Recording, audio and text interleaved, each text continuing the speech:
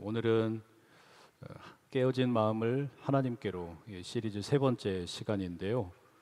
창세기 42장 36절 그리고 시편 131편 1절에서 3절 말씀 본문으로 집착에서 애착으로 가는 길, 집착에서 애착으로 가는 길, 이런 제목으로 말씀 나누겠습니다. 보통 제가 책을 읽거나 또 글을 쓰기 위해서 의자에 앉아 있으면 습관처럼 하는 일이 있습니다. 이 피부를 긁는 일이에요. 피부가 조금 예민해가지고 알러지 또 건선 이런 증상이 있는데 겨울보다는 습한 여름에 조금 더 이렇게 심해집니다. 문제는 이렇게 피부를 자꾸 긁다 보면 당연히 이제 피가 나겠죠. 그 상처가 피가 나고 또 반복을 하다 보면 딱딱하게 굳어서 흉터가 됩니다. 그러면 저는 그 자리에 앉을 때마다 습관처럼 이게 피가 난다는 걸 알면서도 또 긁고 있어요. 이게 참 미련하죠. 그런데 피부 질환을 앓고 있는 분들은 아마 이게 어떤 건지 아실 거예요. 그 간지러운 걸 참지를 못해요. 병원에 가면 긁지 말고 때리라고 가르치는데 이게 안 됩니다. 피가 날 때까지 긁어서 피를 봐야 속이 시원합니다. 자기도 모르게 이미 있는 상처에다가 또 다른 상처를 덧씌우고 커다란 흉터를 만드는 거예요. 결국에 여러분, 이런 상처가 또 다른 상처를 만들어내고 흉터가 만들어지는 거 어리석잖아요. 근데 왜 그럴까요? 상처를 잊어버리는 게 쉽지 않기 때문입니다. 그 습관이 되면 그 손을 멈추는 게 정말 쉽지 않습니다.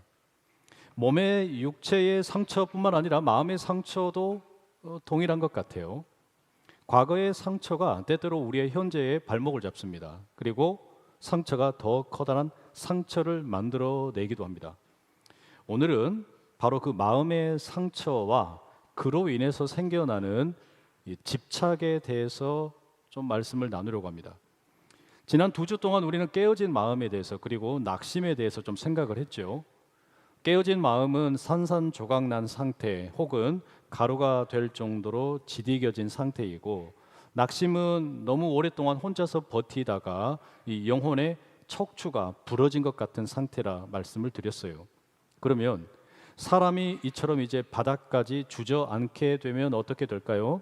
본능적으로 무언가를 꽉 움켜쥐려고 합니다.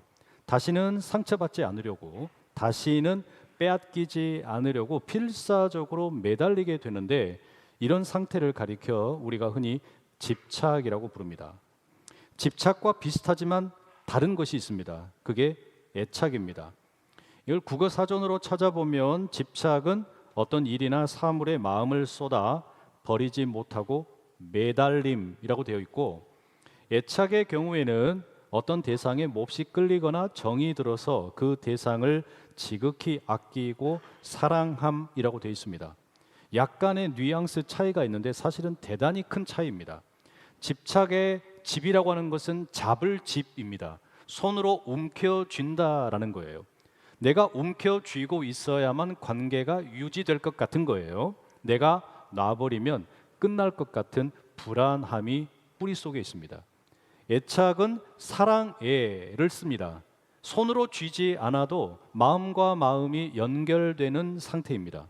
요약을 하면 집착이라고 하는 것은 손의 문제이고 애착은 마음에 관련되어 있습니다. 창세기 42장의 야곱은 집착을 보여주는 대표적인 인물이고, 시편 131편은 우리에게 애착이 무엇인지를 가르쳐주는 시편입니다. 먼저 야곱에 대해서 좀 생각을 해보면요, 야곱은 그 이름의 뜻 자체가 움켜쥔다라는 뜻을 가지고 있어요. 평생 동안 집착하며 살아왔던 인물입니다. 왜 그토록 손에다가 힘을 꽉 움켜쥐고 살았을까요? 창세기 후반부로 내려가게 되면 37장부터 요셉이 사실상의 주인공이 됩니다. 특별히 37장에서 41장까지는 요셉이 형들에 의해서 구덩이에 던져졌다가 미디안 상인들에게 팔리고 이집트의 노예가 되는 비극을 맞습니다. 그럼에도 불구하고 요셉이 하나님과 함께 함으로 결국에는 이집트의 총리의 자리까지 오르게 되는, 어찌 보면 인생 역전, 개인의 치유와 성공에 대해서 다루고 있습니다. 반면에 42장부터는 깨어진 요셉이 회복된 이후에 이제는 조금 더 범위가 확대되어 가지고 야곱의 가족들이 어떻게 회복되느냐, 다시 말하면 하나님께서 아버지 야곱과 12명의 아들들을 어떻게 화해시키시고 서로 용서하게 하시고 회복되게 하는가, 이걸 보여줘요. 한 개인이 자신의 깨어진 마음을 돌보고 치유를 받고 회복이 되는 것도 어려운 일이지만 공동체가 회복이 되는 것은 훨씬 더 어렵습니다. 왜냐하면 관계가 얽히고 설켜 있기 때문에 그렇겠죠. 이 거룩한 회복의 여정 가운데, 그러니까 한 가정이 회복이 되는 과정 가운데 첫 번째로 등장하는 장애물이 뭔 줄 아세요? 그게 이 야곱 아버지의 해묵은 상처입니다. 가나안에 살고 있던 야곱과 그의 가족들이 7년 대흉년을 만났습니다. 저 들에 먹을 게 없습니다. 곡식이 다 떨어졌어요. 결국에 어떻게 할까 고민하다가 이집트에는 곡식이 있다더라 소식을 듣죠. 그래서 야곱이 아들들을 불러다가 이집트에 내려가서 곡식을 좀 사와라 주문을 합니다. 10명의 아들들이 이집트로 내려가죠. 이집트 총리인 요셉은 형들을 보자마자 알아봤어요. 형들은 요셉을 전혀 못 알아봅니다. 요셉은 형들에게 곡식을 주면서 시험을 합니다. 둘째 형인 시므온을 볼모로 잡으면서 너희들은 스파이다, 이 땅을 염탐하러 왔다, 그게 아니라는 것을 증명하려면 막내 동생을 데리고 와라 요구를 합니다. 남겨진 9명의 형들은 이제 가나안 땅으로 두려워하면서 돌아가게 되죠. 그리고 아버지에게 이집트에서 있었던 일들을 소상하게 보고합니다. 두려움 가운데 가족들이 함께 모여서 대화를 나눕니다. 사실 여러분, 야곱의 이야기를 우리가 자세히 읽어보면 단 한 번도 이와 같은 대화를 한 적이 없어요. 아버지와 아들들 가운데 대화가 단절된 그런 가정이었습니다. 그런데 기근이라고 하는 극한 상황 때문에, 그리고 시므온이 볼모로 잡혀 있는 이 위기 때문에 어쩔 수 없이 가족들이 함께 모여서 대화를 합니다. 그런데 이 대화를 하다 보니까 무슨 일이 생기냐면 과거에 덮어두었던 상처들이 다시 돋아나기 시작을 합니다.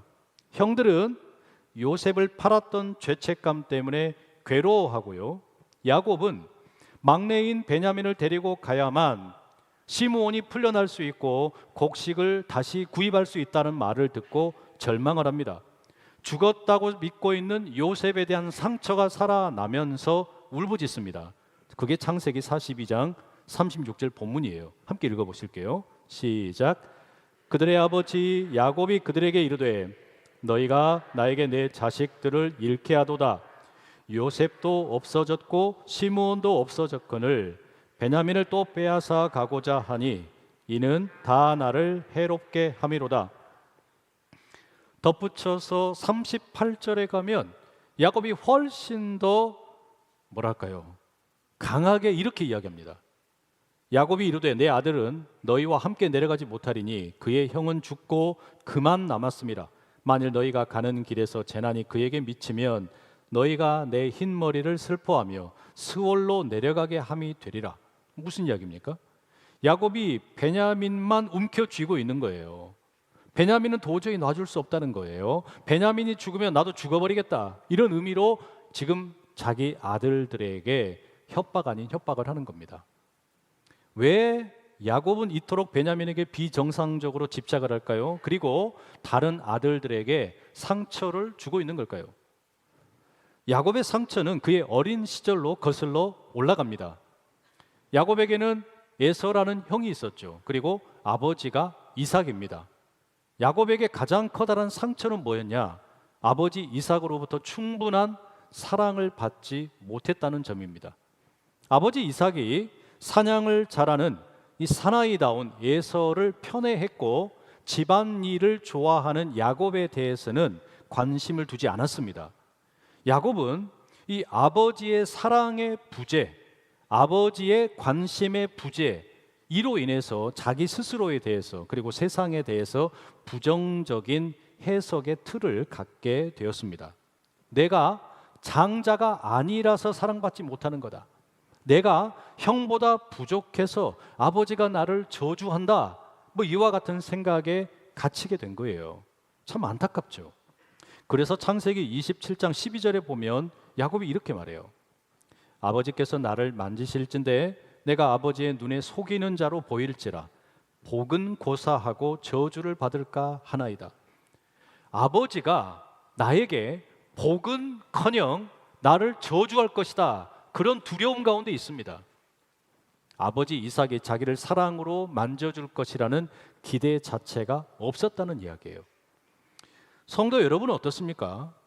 우리도 어린 시절의 상처, 극복하기 어려운 상처를 경험하게 되면 이후에 삶을 살아가는데 참 어렵습니다. 그 과거의 상처가 세상을 긍정적으로 바라보는 것을 방해합니다. 나는 돈이 없어서, 공부를 못해서, 외모가 이렇기 때문에 사랑받지 못할 것이다, 그와 같은 이 부정적인 해석의 틀이 자기 자신과 주변에 대한 평가를 주장하게 되는 거예요. 그 틀에 갇혀서 끊임없이 자신에 대해서도 또 주변에 대해서도 늘 부정적인 말만 늘어놓게 됩니다. 이 부정적인 해석의 틀이 우리 안에 자리 잡게 되면 자연스럽게 나타나는 게 뭐냐? 그게 집착입니다. 야곱은 사랑받지 못했다라는 이 상처를 보상받기 위해서 집착을 하기 시작을 해요. 제일 먼저는 장자권에 집착을 하죠. 그래서 형 에서에게 팥죽 한 그릇으로 장자권을 사려고 합니다. 그리고 라헬이라고 하는 여인에게 집착을 합니다. 7년을 기다렸는데 속았어요. 그랬더니 또 7년을 기다려서 결국에 14년 동안의 노동을 통해서 라헬을 아내로 맞이합니다. 집착이죠. 이와 같은 집착이 다른 가족들에게는 커다란 상처로 작용을 합니다. 첫 번째 아내였던 레아는 어땠을까요? 남편의 사랑을 받지 못한 채 평생을 삽니다. 얼마나 외롭고 쓸쓸했겠습니까? 다른 아들들 역시 마찬가지입니다. 라헬이 낳은 요셉과 베냐민 외에 10명의 아들들은 그야말로 아버지의 사랑에 굶주린 채 상처를 끌어안고 살아가게 되었어요. 라헬이 죽자 이제는 야곱의 집착이 요셉에게로 옮겨갑니다. 요셉이 사라졌다라고 믿게 되자 이제는 남은 아들은 베냐민 뿐이다. 베냐민에게로 집착이 이동을 하는 겁니다. 결국에 이 야곱의 삶은 장자권에서 라헬에게로, 라헬에게서 요셉에게로, 요셉에게서 베냐민에게로 끊임없이 대상은 바뀌지만 계속해서 집착하는 그런 삶을 사는 거예요. 본문의 38절에서 야곱이 말합니다. 야곱이 이르되 내 아들은 너희와 함께 내려가지 못하리니 그의 형은 죽고 그만 남았습니다. 만일 너희가 가는 길에서 재난이 그에게 미치면 너희가 내 흰 머리를 슬퍼하며 스월로 내려가게 함이 되리라. 여러분, 이 말은 거기 앉아 있는 9명의 아들들을 그야말로 빗으로 찌르는 말입니다. 내게는 요셉과 베냐민만 진짜 아들이다, 이 말 아닙니까? 요셉은 잃어버렸고 베냐민 하나 남았는데 이것마저 잃어버리면 나는 죽을란다, 나는 죽어야 되겠다, 이렇게 말하는 셈이에요. 그러니 여러분, 그 이야기를 듣는 이 9명의 아들들의 심정은 어떻겠어요?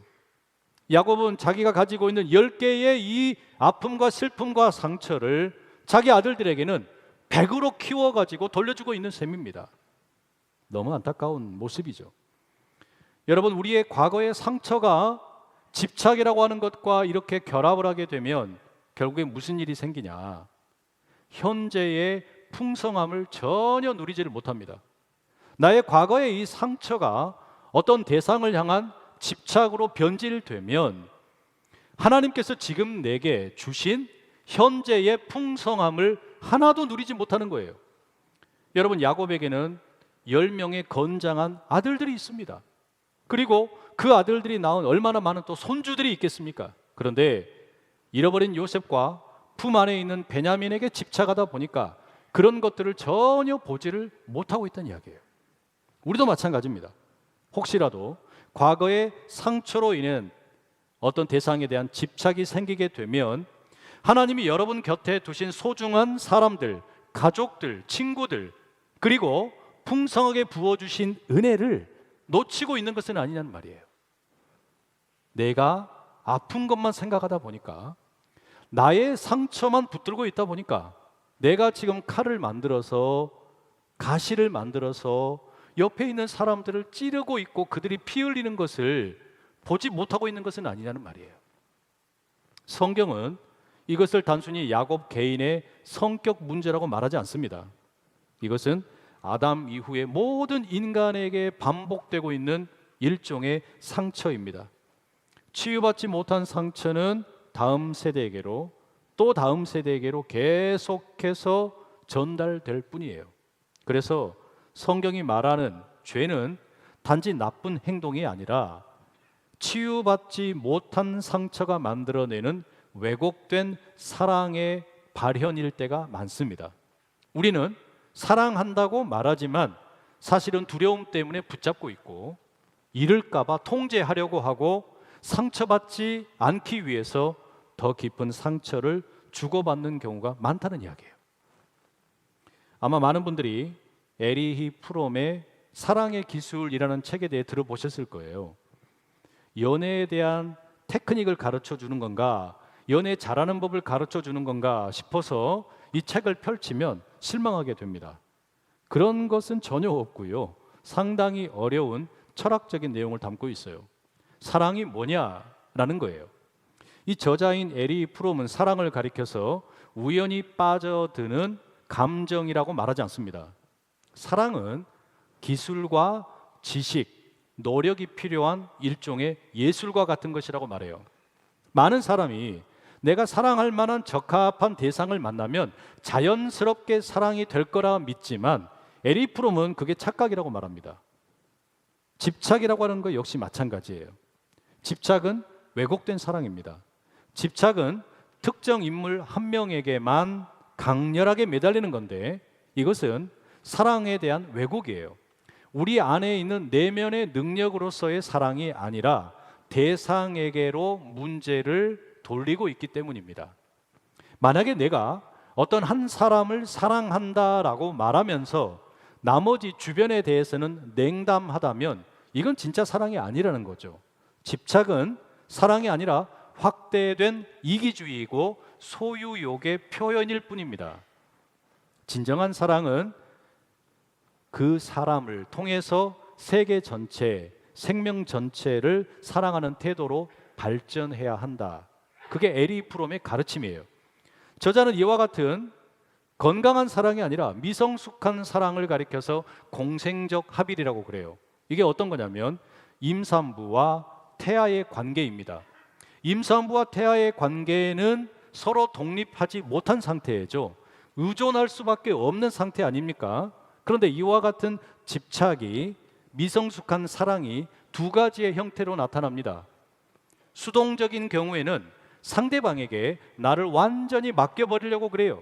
당신 없이는 난 아무것도 아니야, 이러는 거예요. 그럼 무슨 일이 생깁니까? 자기를 그 사람에게 맡겨서 집착을 해서 자기의 고독을 극복하려고 하는 겁니다. 능동적인 형태는 반대입니다. 상대방을 내게로 끌고 와가지고 나의 일부로 만들어서 지배를 함으로써 자기 안에 있는 결핍을 채우려고 합니다. 그런데 여러분, 수동적인 경우가 되었든 능동적인 경우가 되었든 결국 똑같은 건 뭐냐면 자기 자아를 잃어버린 겁니다. 에리 프롬은 이것은 사랑이 아니라 도피다라고 말합니다. 결국에 집착은 미성숙한 사랑이에요. 누군가 한 대상에게 집착하는 것은 사랑이 아니고 그를 통해서 나의 상처가 되었든 결핍이 되었든 이걸 채우려고 하는 소유욕이라는 말입니다. 결핍을 채우기 위해서 그게 자녀가 되었든 배우자가 되었든 친구가 되었든 그 무엇이 되었든 누군가를 이용하는 거, 이게 여러분 집착입니다. 결국에 집착은 자기 자신의 혼자 서는 것, 홀로 서기가 두려워서 타인을 자기 존재를 증명하는 도구로 사용하는 겁니다. 바꿔 말하면 여러분 이런 이야기가 되는 거예요. 진정으로 누군가를 사랑한다는 건 뭐냐? 사실은 먼저 혼자 있을 수 있는 능력을 키우는 겁니다. 혼자 있을 수 있는 사람만이 다른 사람을 진짜로 사랑할 수 있는 거예요. 이처럼 숨막히는 이 야곱의 집착, 그리고 삐뚤어진 미성숙한 사랑과 대조되는 이야기가 이 시편 131편의 내용입니다. 2절의 말씀 함께 한번 읽어보실게요. 시작. 실로 내가 내 영혼으로 고요하고 평온하게 하기를 젖된 아이가 그의 어머니 품에 있음 같게 하였나니 내 영혼이 젖된 아이와 같도다. 여러분, 여기 자기를 가리켜서, 자기 영혼을 가리켜서 시인이 뭐라고 말합니까? 젖을 땐 아이와 같다라고 이야기해요. 왜 이렇게 말할까요? 젖을 땐 아이라는 게 어떤 상황입니까? 저희 첫째 딸이 돌이 지나고 두 돌이 다 되어 가는데도 밤에 잠을 잘 때마다 이 분유병을 물고 잤어요. 계속해서 이걸 놓지를 않습니다. 젖병을 계속 무는 거예요. 밤마다 그 젖병을 물고 분유를 먹으니까 어떻게 되겠습니까? 당연히 살이 포동포동 쪘겠죠. 그래서 우리 아이 별명이 뭐였냐면 미쉐린 타이어였습니다. 교회 데리고 가면 이거 아시잖아요, 여러분. 미쉐린 타이어. 사람들이 뭐라고 불렀냐면, 어린이들이 아니 왜 이렇게 고무 밴드를 많이 묶어놨어요, 이렇게 하는 거예요. 그만큼 살이 쪘었는데, 물론 귀엽죠. 그런데 부작용이 있습니다. 밤마다 이렇게 젖병을 물고 분유를 먹다 보니까 치아가 다 녹아버렸어요. 결국에 이제 엄마가 독한 마음을 먹고 이 젖병을 다 끊어야겠다 작정을 합니다. 아이의 눈에 보이는 모든 젖병과 젖꼭지를 다 치워버렸습니다.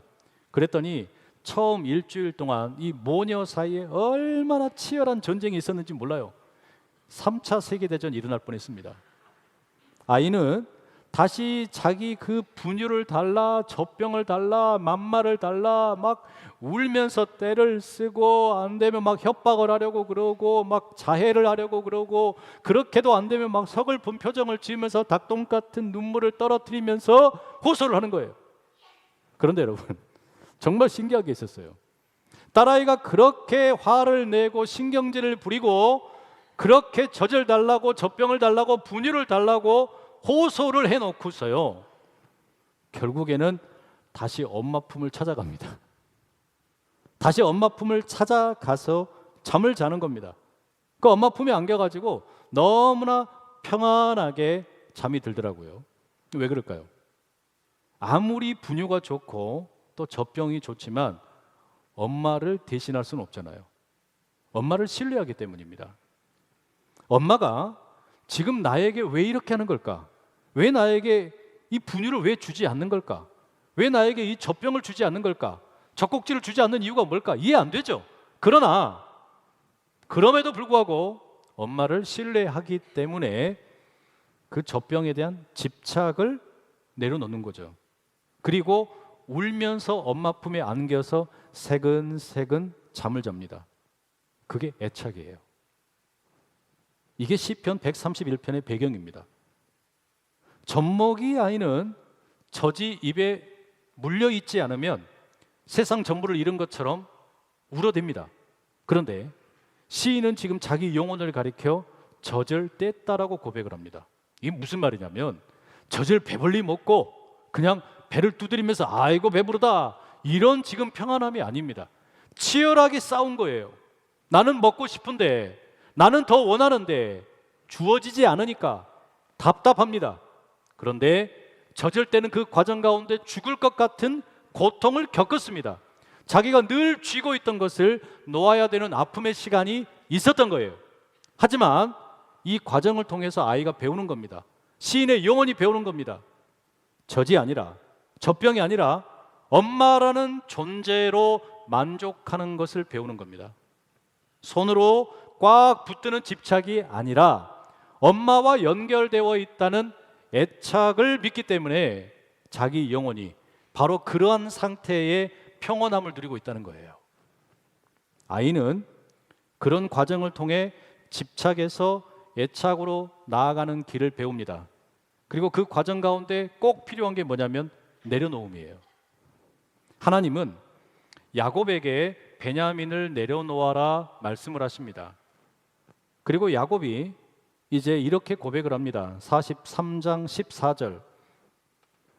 전능하신 하나님께서 그 사람 앞에서 너희에게 은혜를 베푸사 그 사람으로 너희 다른 형제와 베냐민을 돌려보내게 하시기를 원하노라.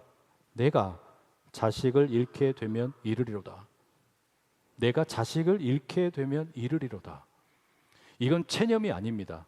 낙담도 아니에요. 오히려 하나님에 대한 신뢰.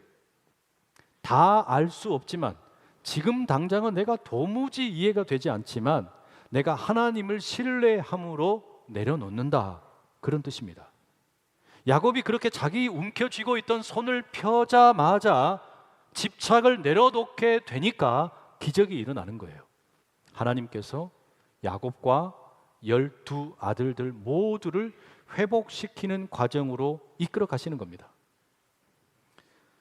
1983년에 미국의 캘리포니아로 이주해서 살던 한 이민 가정이 아칸소 지역으로 이주를 합니다.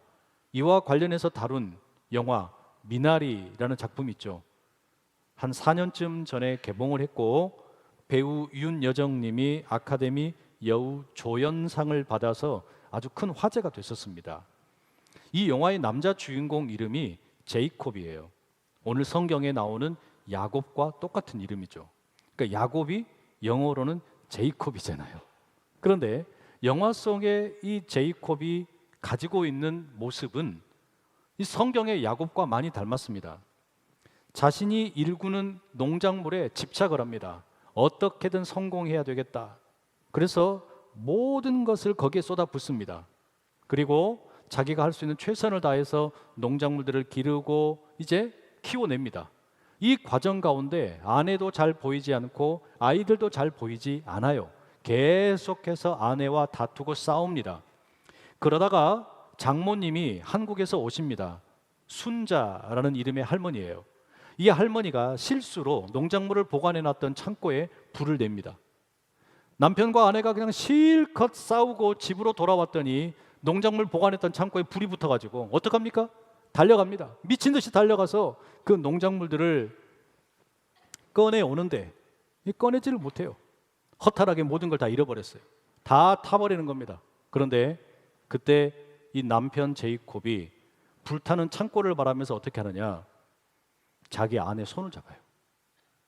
자기 아내의 손을 잡고 비로소 가족들을 향해서 눈길을 돌리기 시작을 합니다. 야곱도 마찬가지예요.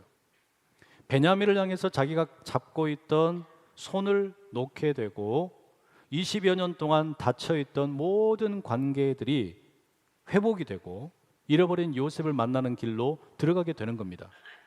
내가 움켜쥐게 되면 그 하나밖에 남지 않지만 하나님께 이것을 내어드리고 내려놓고 온전히 나아가게 되면 잃어버린 전부를 찾게 되는 겁니다.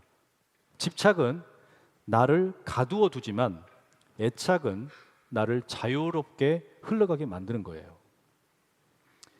사랑하는 성도 여러분, 집착은 어찌 보면 나는 아직 상처받았습니다 라고 하는 외침입니다. 비명소리입니다. 하나님께서 그 상처를 너무 잘 아시는 거죠. 그리고 우리에게 말씀하시는 겁니다. 사랑하는 내 아들아, 사랑하는 내 딸아, 너는 더 이상 움켜쥐고 살아야 하는 야곱이 아니다. 내 품 안에서 너는 이미 안전한 자녀다. 우리가 손을 펴고 내려놓을 수 있는 이유가 뭐냐? 그것은 하나님의 사랑이 조건부가 아니기 때문입니다. 십자가는 하나님이 우리를 얼마나 깊이 애착하시는지를 보여주는 너무나 좋은 증거입니다. 우리가 무언가를 내려놓기 전에, 집착하고 있던 것을 내려놓기 전에 하나님께서 저와 여러분을 위해 독생자 예수 그리스도를 내려놓으셨어요. 하나님께서 예수님을 내려놓으심으로, 십자가에 달리심으로 우리 모두가 구원받는 백성이 되었다는 이야기입니다. 여러분의 마음을 힘들게 하는 과거의 상처가 무엇입니까? 그것 때문에 움켜쥐고 있는, 집착하고 있는 게 무엇입니까? 여러분의 인생 가운데 베냐민이 무엇입니까? 젖을 땐 아이처럼 우리 주님의 품 안에서 참된 평안함을 누리실 수 있기를 간절히 축복합니다. 집착의 손을 펴고 하나님의 애착 안에서 참된 안식을 누리며 날아가는 우리 모두 될 수 있기를 간절히 축복합니다. 기도하겠습니다. 사랑하는 하나님 아버지, 상처 때문에 움켜쥐고 살았던 우리의 손을 오늘 주님 앞에서 조용히 내려놓습니다. 붙잡고 있어야 살 것 같았던 것들 대신에 주님의 품을 신뢰하는 법을 배우게 하옵소서. 집착이 아니라 애착으로, 두려움이 아니라 신뢰로 우리의 마음을 옮겨 주시옵소서. 예수 그리스도의 이름으로 기도드립니다. 아멘.